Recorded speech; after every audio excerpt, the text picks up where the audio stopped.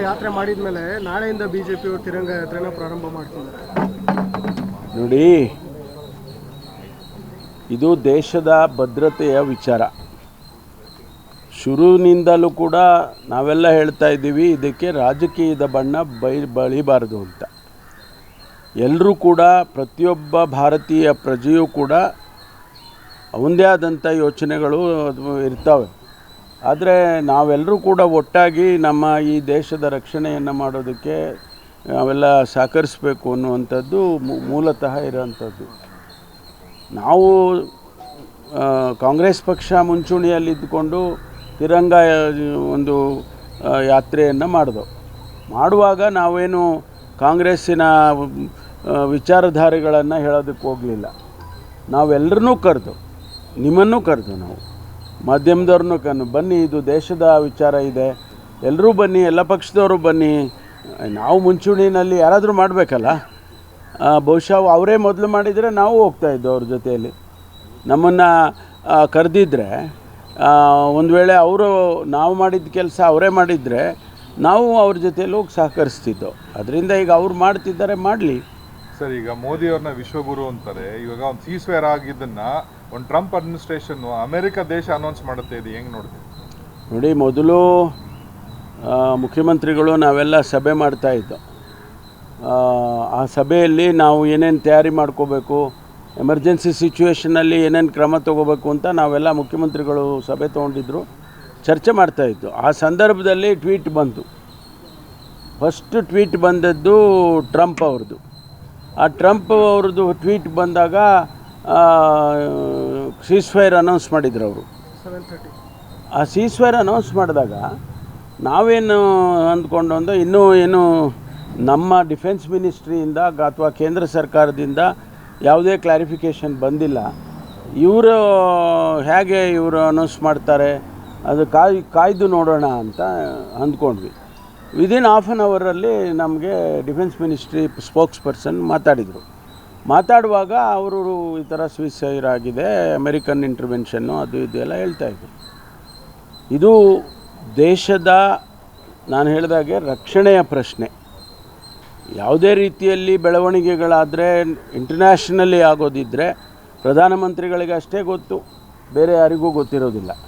ಅದನ್ನು ಅವರು ದೇಶದ ಜನತೆಗೆ ತಿಳಿಸ್ಬೇಕು ಅಷ್ಟೇ ನಮ್ಮಲ್ಲಿ ಕೇಳೋದು. ಮತ್ತು ಇನ್ನು ಮಿಕ್ಕ ವಿಚಾರಗಳೆಲ್ಲವನ್ನು ಕೂಡ ನಮ್ಮ ರಾಷ್ಟ್ರೀಯ ಅಧ್ಯಕ್ಷರಿದ್ದಾರೆ, ರಾಹುಲ್ ಗಾಂಧಿ ಅವರಿದ್ದಾರೆ, ಮತ್ತು ನಮ್ಮ ಕೇಂದ್ರದ ನಾಯಕರುಗಳಿದ್ದಾರೆ, ಅವರು ಪ್ರತಿಕ್ರಿಯೆ ಕೊಡ್ತಾರೆ ಇದಕ್ಕೆ. ಯಾಕೆಂದರೆ I am not competent enough to make any comments or suggestions at the national level. Sir, ಈಗ ಈ ಎಕನಾಮಿಕ್ ಸರ್ವೇದು ಬಿಟ್ಸ್ ಆ್ಯಂಡ್ ಪೀಸಸಲ್ಲಿ ಒಪಿನಿಯನ್ ಬರ್ತಾ ಇದೆ, ಎಲ್ಲರೂ ಒಗ್ಗಟ್ಟಾಗಿ ತೊಗೊಂಡು ಹೋಗ್ತಾ ಇಲ್ಲ ಅಂತ. ಇಲ್ಲ, ಆ ರೀತಿ ಏನಿಲ್ವಲ್ಲ. ಕ್ಯಾಬಿನೆಟ್ ಒಳಗಡೆ ಆ ರೀತಿ ಏನೂ ನಡೆದಿಲ್ಲ. ಈಗ ನಾವು ಇನ್ನೂ ಚರ್ಚೆಗೆ ತೊಗೊಂಡಿಲ್ಲ. ಎಲ್ಲ ಸಚಿವರುಗಳನ್ನು ನಿಮ್ಮ ಒಪಿನಿಯನ್ನ ಬರವಣಿಗೆ ಮೂಲಕ ಕೊಡಿ ಅಂತ ಮುಖ್ಯಮಂತ್ರಿಗಳು ಕೇಳಿದ್ದಾರೆ. ಕೊಡ್ತಾ ಇದ್ದಾರೆ. ಕೊಟ್ಟ ಮೇಲೆ ಅದನ್ನು ಬಹುಶಃ ಮುಂದೆ ಡೇಟ್ ಫಿಕ್ಸ್ ಮಾಡ್ತಾರೆ ಅಂತ ಕಾಣಿಸುತ್ತೆ. ಕ್ಯಾಬಿನೆಟ್ ಅಲ್ಲದೆ, ಯಾಕೆಂದರೆ ಇದಕ್ಕೆ ಸಮಯ ಕೊಡಬೇಕು. ಬರೀ ಕ್ಯಾಬಿನೆಟ್ಟಲ್ಲಿ ಅರ್ಧ ಗಂಟೆ ಅಥವಾ 10 ನಿಮಿಷ ಚರ್ಚೆ ಮಾಡೋವಂಥದ್ದಲ್ಲ. ಎಲ್ಲ ವಿಚಾರಗಳು ಬೇರೆ ಬೇರೆ ಮಿಕ್ಸ್ ಮಾಡ್ಕೊಂಡು ಮಾಡೋದಲ್ಲ. ಇದಕ್ಕಾಗಿ ಪ್ರತ್ಯೇಕವಾಗಿ ಚರ್ಚೆ ಆಗಬೇಕು. 11 ಜನ, ನೀವು ಹೇಳಿದಾಗೆ 11 ಜನ ಕೊಟ್ಟಿದ್ದಾರೆ ಅಂತ ಹೇಳಿದರು. ಅಂದರೆ ಎಲ್ಲರೂ ಕೊಡ್ತಾರೆ, ಒಂದೇ ಸರಿ ಎಲ್ಲರೂ ಕೊಡೋದಿಲ್ವಲ್ಲ, ಒಬ್ಬೊಬ್ಬರು ಕೊಡ್ತಿರ್ತಾರೆ. ಸ್ಥಳೀಯ ಸಂಸ್ಥೆಗಳ ತನಕನೂ ತಗೊಂಡೋಗಿ ಮತ್ತೆ ರಿವ್ಯೂ ಮಾಡುವಂಥ ತೀರ್ಮಾನಕ್ಕೂ ಕೂಡ ಬಂದಿದ್ದಾರೆ. ಇಲ್ಲ, ಸರ್ವೆ ನೋಡಿ, ಈಗ ಆ್ಯಸ್ ಆನ್ ಟುಡೇ, ಮುಂದಿಂದು ಗೊತ್ತಿಲ್ಲ ನನಗೆ, ಆ್ಯಸ್ ಆನ್ ಟುಡೇ ಸರ್ವೆ ನಡೀತಾ ಇದೆ. ಕೆಲವರು ಲೀಡ್ರ್ಗಳು ನನ್ನ ಹತ್ರನೂ ಬಂದಿದ್ದರು. ಸಮಯ ಸಾಕಾಗೋದಿಲ್ಲ, ಯಾಕೆಂದರೆ ಭಾಳ ಡೀಟೇಲಾಗಿ ಮಾಡಬೇಕಾಗ್ತದೆ. ಅದನ್ನು ನೀವು ಎಕ್ಸ್ಟೆನ್ಷನ್ ಕೊಡಿಸಿ ಅಂತ ಕೇಳಿದ್ರು. ಅಂದರೆ ಇನ್ನೊಂದಿಷ್ಟು ಸಮಯ ಬೇಕು, ಅದು ಕನಿಷ್ಠ 15 ದಿವಸ, 1 ತಿಂಗಳಾದರೂ ಬೇಕು ಅಂತ ಹೇಳಿದರು. ಅದಕ್ಕೆ ನಾನು ಹೇಳಿದೆ, ನೋಡಿ ಮಾನ್ಯ ಮುಖ್ಯಮಂತ್ರಿಗಳಿಗೆ ಮತ್ತು ಯಾರು ಇದರ ಜವಾಬ್ದಾರಿ ತೊಗೊಂಡಿದ್ದಾರೆ, ನಾಗಮೋಹನ್ ದಾಸ್ ಅವರು, ಕಮಿಷನ್ ಅದು, ಅವರು ನಡೆಸ್ತಾ ಇರ್ತಕ್ಕಂಥ ಸರ್ವೆ ಇದು, ಅವರಿಗೆ ರೆಪ್ರೆಸೆಂಟೇಷನ್ ಕೊಡಿ. ಅವರು ಇದಕ್ಕೆ ಬೇಕು ಅನ್ನೋದು ಅವ್ರಿಗೆ ಕನ್ವಿನ್ಸ್ ಆದರೆ ಕೊಡ್ತಾರೆ ಎಕ್ಸ್ಟೆನ್ಷನ್. ಅಲ್ಲ, ಈ ಸರ್ವೆಯಲ್ಲಿ ಸರ್ ಟೀಚರ್ಸ್ ಮಾಡೋ ಬದಲು ಸ್ಟೂಡೆಂಟ್ಗಳು ಬಂದು ಸರ್ವೆ ಮಾಡ್ತಾ ಇದ್ದಾರೆ ಮನೆಗೆ. ಗೊತ್ತಿಲ್ಲಪ್ಪ, ನನಗೂ ಬಂದಿದ್ದರು, ನಮ್ಮ ಮನೆಗೂ. ಊರಲ್ಲಿ ನಾನು ಮೊನ್ನೆ ಊರಿಗೆ ಹೋದಾಗ ನಮ್ಮ ಮನೆಗೂ ಬಂದಿದ್ದರು. ಅವರು ಟೀಚರ್ಸೇ ಬಂದಿದ್ದರು. ಸರ್ವೆ ಸರಿಯಾಗಿ ಆಗ್ತಾ ಇಲ್ಲ, ಮಲೆನಾಡು ಭಾಗದಲ್ಲಿ ಆಗ್ತಾ ಇಲ್ಲ, ಕಾಮೆಂಟ್ಸ್ಗಳೆಲ್ಲ ಕಡೆ ಈಗ ಸರ್ವೆ ಚೆನ್ನಾಗಿ ಆಗ್ತಾ ಇದೆ ಅಂತಲೂ ಹೇಳ್ತಾವ್ರಲ್ಲ. ಸಿಟಿ ಪ್ರದೇಶಗಳಲ್ಲಿ ಸಿಟಿಯಲ್ಲಿ ಸ್ವಲ್ಪ ಏನಾದರೂ ಶಾರ್ಟ್ ಕಮಿಂಗ್ಸ್ ಇರ್ಬೋದೇನೋ ಗೊತ್ತಿಲ್ಲ, ಬಟ್ ಎಲ್ಲ ಕಡೆ ಆಗ್ತಾ ಇದೆ, ಚೆನ್ನಾಗಿ ಆಗ್ತಾ ಇದೆ. ಸರ್ ಲಾಸ್ಟ್ ವೀಕ್ ನಡೆದಂಥ ಕ್ಯಾಬಿನೆಟ್ ಈ ಕ್ಷೇತ್ರವಾರು ಜಾತಿವಾರು ಸಂಬಂಧಪಟ್ಟಂತೆ ಕೆಲವೊಂದಿಷ್ಟು ಮಾಹಿತಿಯನ್ನು ಕೊಟ್ಟಿದ್ದಾರೆ. ಅಲ್ಲ, ಈಗ ಕ್ಷೇತ್ರವಾರು ಸರ್ವೆ ನಡೆದಿದೆಯಲ್ಲ ಇದರಲ್ಲಿ. ಈಗ ಏನಾದರೆ ನಮಗೆ ಕೊಟ್ಟಿರೋ ರಿಪೋರ್ಟ್ನಲ್ಲಿ ಕ್ಷೇತ್ರವಾರು ಕೂಡ ಡೇಟಾ ಇದೆ, ಡಿಸ್ಟ್ರಿಕ್ಟ್ ವಾರು ಡೇಟಾ ಇದೆ, ಸ್ಟೇಟ್ ವಾರು ಡೇಟಾ ಇದೆ. ನೀವು ಹೆಂಗೆ ಉಪಯೋಗಿಸ್ಕೊಳ್ತೀರಾ ಹಂಗೆ ಬಿಟ್ಟಿದ್ದಲ್ವಾ.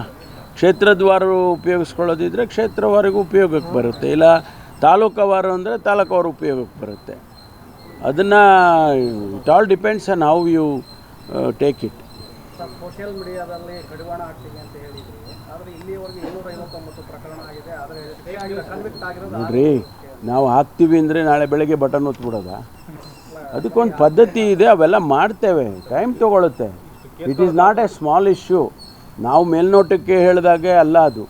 ಇದು ಎಲ್ಲೆಲ್ಲೋ ಪೋಸ್ಟ್ ಮಾಡ್ತಾನೆ, ಅವನ್ನೆಲ್ಲೋ ಫಾರಿನ್ ಕಂಟ್ರೀಸಲ್ಲಿ ಕೂತ್ಕೊಂಡು ಪೋಸ್ಟ್ ಮಾಡ್ತಾನೆ. ಈಗ ನಾವು ಇಲ್ಲಿ ಇದನ್ನು ಕಾನೂನು ಮಾಡ್ಕೊಂಡ್ಬಿಟ್ರೆ ಅವನ್ನ ಹೆಂಗೆ ನಿಲ್ಲಿಸೋದು? ಅದರಿಂದ ಇದರೆಲ್ಲ ಚರ್ಚೆ ಮಾಡಿದ್ದೀವಿ. ಅದಕ್ಕೊಂದಿಷ್ಟು ನಮ್ಮ DG ಸೈಬರ್ ಕ್ರೈಮಿಗೆ ಅವರಿಗೆಲ್ಲ ಸೂಚನೆ ಕೊಟ್ಟಿದ್ದೀವಿ. ಅವರೆಲ್ಲ ವರ್ಕೌಟ್ ಮಾಡ್ತಾ ಇದ್ದಾರೆ, ಯಾವುದು ಎಲ್ಲಿ ಮಾಡಬೇಕು. They takes time. ಆಗುತ್ತೆ ಕೇಸ್, ಇನ್ನೂ ಜಾಸ್ತಿ ಆಗುತ್ತೆ. ನಾವು ಹಿಡಿಯೋಕ್ಕೆ ಶುರು ಮಾಡಿದ್ಮೇಲೆ ಇನ್ನೂ ಕೇಸ್ ಜಾಸ್ತಿ ಆಗ್ತವೆ. ಕೇಸು ಮಾನದಂಡ ಅಲ್ಲ ನಮಗೆ, ಹೇಗೆ ನಿಲ್ಲಿಸಬೇಕು ಅನ್ನೋದು ಮಾನದಂಡ. ನಮಗೆ ಎಷ್ಟು ನಂಬರ್ ಆಗುತ್ತೆ ಅನ್ನೋದು ಮುಖ್ಯ ಅಲ್ಲ. ಒಟ್ಟಾರೆ ನಾವು ಇಂಥ ಈ ಅವಹೇಳನಕಾರಿಯಾದದ್ದು, ಕಮ್ಯುನಲ್ ಇದಕ್ಕೆ ಸಂಬಂಧಪಟ್ಟಿದ್ದು, ಪರ್ಸನಲೈಸ್ಡ್ ಇದು, ಇವೆಲ್ಲ ನಿಲ್ಲಬೇಕಲ್ವ. ಅದಕ್ಕೆ ನಾವು ತಯಾರಿ ಮಾಡ್ಕೊಳ್ತಾ ಇದ್ದೀವಿ. ಸುಹಾಸ್ ಶೆಟ್ಟಿ ಅವ್ರ ಮದರು ಇವರು BJP ಅವರು ಹೋಗಿ ಗವರ್ನರ್ಗೆ ಪಿಟಿಷನ್ ಕೊಟ್ಟಿದ್ದಾರೆ ಸರ್, NIAಗೆ ಕೇಸ್ ಟ್ರಾನ್ಸ್ಫರ್ ಮಾಡಿ. ಅಶೋಕ್ ಹೋಗಿದ್ರು, ಅದಕ್ಕೆ NIA ಕೊಡಬೇಕು. ಗೊತ್ತಿಲ್ಲ, ಗವರ್ನರ್ ಏನು ತೀರ್ಮಾನ ತಗೊಳ್ತಾರೋ ಅವ್ರಿಗೆ ಬಿಟ್ಟಿದ್ದಲ್ಲ, ಅದು ನಮ್ಮದೇನು.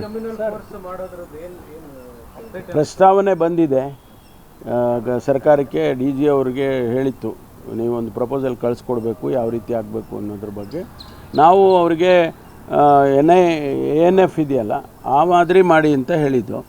ಅದನ್ನು ಪ್ರಸ್ತಾವನೆ ಮಾಡಿ ಕಳಿಸಿದಾರಂತ ಇವತ್ತು ಬೆಳಿಗ್ಗೆ ನನಗೆ ಗೊತ್ತಾಗಿದೆ. ಅದನ್ನು ನೋಡಿ ನಾವು ಚರ್ಚೆ ಮಾಡಿ ಸರ್ಕಾರದ ಹಂತದಲ್ಲಿ ಒಂದು ತೀರ್ಮಾನಕ್ಕೆ ಬರ್ತೀವಿ. ಬಹುಶಃ ಇನ್ನೊಂದು 2-3 ದಿನದಲ್ಲಿ ತೀರ್ಮಾನಕ್ಕೆ ಬರ್ತೀವಿ. ಇನ್ನೇನಾದ್ರು ಗ್ಯಾರಂಟಿ ಅನೌನ್ಸ್ ಮಾಡ್ತೀರಾ? ಯಾವುದ್ರದ್ದು? 2 ವರ್ಷ ಆಗ್ತಾ ಇದೆ ನಿಮ್ಮ ಗೌರ್ಮೆಂಟ್ ಬಂದು, ಹಳೇದಾಗೋಗಿದೆ ಹಳೆ ಗ್ಯಾರಂಟಿ ಎಲ್ಲ. ಈಗೇನಾದ್ರು ಹೊಸ ಗ್ಯಾರಂಟಿ ಅನೌನ್ಸ್? ಸದ್ಯಕ್ಕಂತೂ ಇಲ್ಲ. ಸದ್ಯಕ್ಕೆ ಯಾವುದೇ ಗ್ಯಾರಂಟಿ ಮಾಡೋಕ್ಕೆ ಹೋಗಲ್ಲ. ಇರುವ ಗ್ಯಾರಂಟಿಗಳನ್ನ ಅನುಷ್ಠಾನ ಮಾಡೋದಕ್ಕೇ ಕ್ರಮ ತಗೊಳ್ತೀವಿ.